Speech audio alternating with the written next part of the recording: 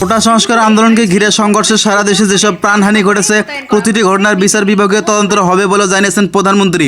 বুধবার 17 জুলাই সন্ধ্যা 7:30টায় জাতির উদ্দেশ্যে দেওয়া ভাষণে তিনি এসব মন্তব্য করেন। তিনি বলেছেন, কিছু মহল কোটা আন্দোলনের সুযোগ নিয়ে সন্ত্রাসী কর্মকাণ্ডে লিপ্ত হয়েছে। এর ফলে কমলতী শিক্ষার্থীদের প্রাণহানির ঘটনা ঘটেছে, তা খুবই বেদনাদায়ক ও দুঃখজনক।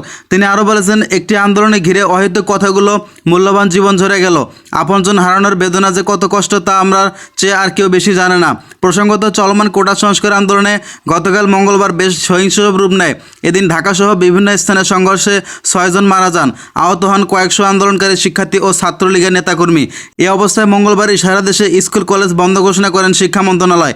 আজ বুধবার বন্ধ ঘোষণা করা হয় ঢাকা বিশ্ববিদ্যালয় সহ দেশের সব সরকারি বেসরকারি বিশ্ববিদ্যালয়। তবে ঢাকা বিশ্ববিদ্যালয়ের শিক্ষার্থীদের হল ও ক্যাম্পাস ত্যাগ না করার ঘোষণা দিয়েছেন। হলগুলোর ভেতরে অবস্থান করেছেন আন্দোলনকারী শিক্ষার্থীরা।